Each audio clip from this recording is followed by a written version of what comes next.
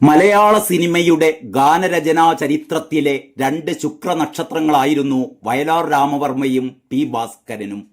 നൂറുകണക്കിന് ഗാനങ്ങളിലൂടെ മലയാളികളുടെ ചലച്ചിത്ര സംഗീതാസ്വാദന തലങ്ങളെ കോരിത്തരിപ്പിച്ച അപൂർവ പ്രതിഭകൾ. ഇവർ രണ്ടുപേരും ഒരു ചിത്രത്തിനു വേണ്ടി പാട്ടെഴുതുക വളരെ അപൂർവമായി മാത്രമേ സംഭവിച്ചിട്ടുള്ളൂ. അത്തരമൊരു ചിത്രമായിരുന്നു വർഷങ്ങൾക്ക് മുമ്പ് പുറത്തിറങ്ങിയ ചെണ്ട. സന്മാർഗ ചിത്രയുടെ ബാനറിൽ പ്രശസ്ത ക്യാമറാമാനും സംവിധായകനുമായ എ വിൻസെന്റ് നിർമ്മിച്ച് സംവിധാനം ചെയ്ത ചെണ്ട ബി രാമനാഥന്റെ കഥയായിരുന്നു. തോപ്പിൽ ബാസിയാണ് ഈ ചിത്രത്തിന് തിരക്കഥ എഴുതിയത്. ഈ ചിത്രത്തിൽ വയലാറിനും പി ഭാസ്കരനും പുറമെ കേവലം 24 വയസ്സുള്ള ഒരു പുതിയ ചെറുപ്പക്കാരൻ കൂടെ പാട്ടെഴുതാനെത്തി. പേര് ഭരണിക്കാവ് ശിവകുമാർ.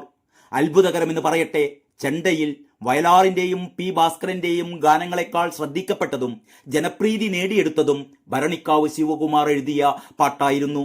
ശൃംഗാരഗാനങ്ങൾ എഴുതുന്നതിൽ വയലാറിന്റെ പാത പിന്തുടർന്നു വന്ന ഭരണിക്കാവ് ശിവകുമാർ എഴുതിയ ഈ ഗാനം രസരാജനായ ശൃംഗാരത്തിന്റെ മേമ്പൊടിയിൽ ചാലിച്ചെടുത്തതായിരുന്നു.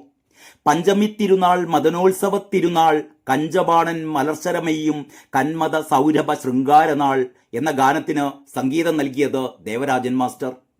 മനുഷ്യജീവിതത്തെ ഉർവരമാക്കുന്ന വികാരമാണ് രതി. എന്തുകൊണ്ടോ നമ്മുടെ ചലച്ചിത്ര ഗാനങ്ങളിൽ രതിയുടെ ആസ്വാദനത്തെക്കുറിച്ചും അനുഭൂതികളെക്കുറിച്ചും എഴുതപ്പെട്ടപ്പോഴൊക്കെ അവയെല്ലാം പുരുഷകാമനകളുടെ ഉന്മാദഭാവങ്ങളിൽ അധിഷ്ഠിതമായിരുന്നു. മനസ്സും ശരീരവും ഒന്നാവുന്ന ശൃംഗാര സംഭോഗത്തിന്റെ അസുലഭ മുഹൂർത്തങ്ങളുടെ ആനന്ദ നിർവൃതി സ്ത്രീ മനസ്സിന്റെ ഭാവനകളിലൂടെ തൊട്ടുണർത്തുകയായിരുന്നു ഭരണിക്കാവ് ശിവകുമാർ വികാരോജ്വലമായ ഈ ഗാനത്തിന്റെ വരികളിലൂടെ. പാട്ടിന്റെ മനോഹരമായ അനുപല്ലവി ഒന്ന് ശ്രദ്ധിച്ചു നോക്കൂ. നാൽപ്പാമരക്കുളിർ പൊയ്കയിൽ നാണിച്ചു വിടരും പൂക്കളെ ഇന്നു രാവിൽ പ്രിയനൻ മെയ്യിൽ മായാക്ഷതങ്ങൾ ചാർത്തുമ്പോൾ എൻ മാറിടമാകെ തരിക്കും.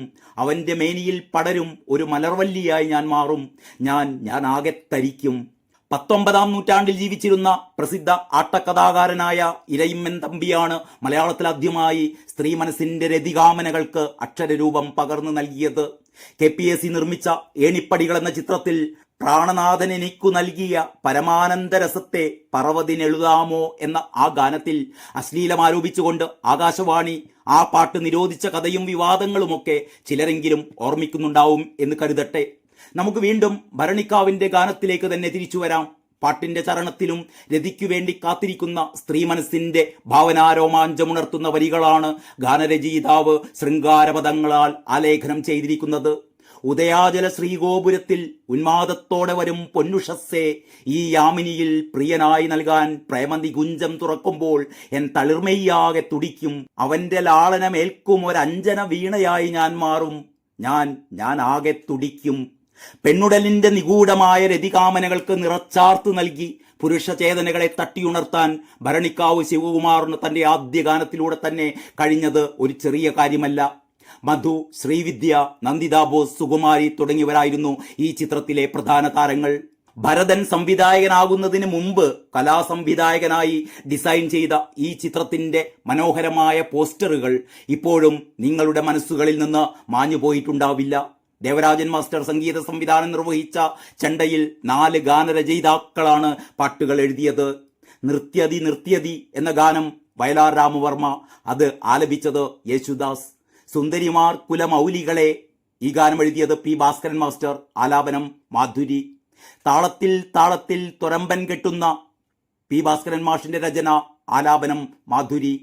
ചാരമുഖി യുഷമന്തം പി ഭാസ്കരൻ മാഷിന്റെ രചന, ആലാപനം യേശുദാസ്. ഇവർക്കൊപ്പം പ്രശസ്ത ബാലസാഹിത്യകാരിയായ സുമംഗല ആദ്യമായും അവസാനമായും എഴുതിയ അക്കരെ അക്കരെ എന്ന ഗാനവും ചെണ്ട എന്ന ചിത്രത്തിന്റെ പ്രത്യേകതയായിരുന്നു. 1973 ഏപ്രിൽ 27-നാണ് ഈ ചിത്രം തിയേറ്ററുകളിലെത്തിയത്. ഇന്ന് ഈ സിനിമയുടെ 53-ാം വാർഷിക ദിനം. മനുഷ്യജീവിതത്തിലെ ചില യാദൃച്ഛിക സംഭവങ്ങൾ നമ്മെ അത്ഭുതപ്പെടുത്താറില്ലേ? അത്തരമൊരു അത്ഭുതം തന്നെയായിരുന്നു സുമംഗല എന്ന ലീലാ നമ്പൂതിരിപ്പാടിന്റെ ജീവിതത്തിലും സംഭവിച്ചത്.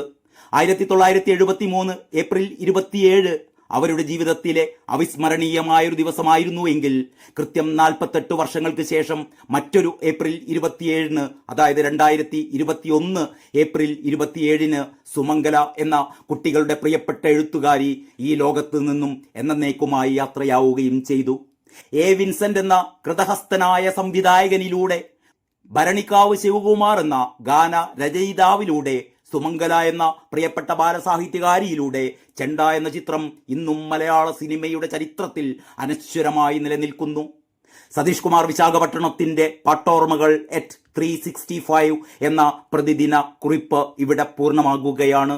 ഈ പങ്ക്തിയെക്കുറിച്ച് പ്രേക്ഷകർ നിങ്ങളുടെ വിലയേറിയ അഭിപ്രായങ്ങൾ കമന്റ് ബോക്സിൽ രേഖപ്പെടുത്തണമെന്ന് വിനീതമായി അഭ്യർത്ഥിക്കുന്നു.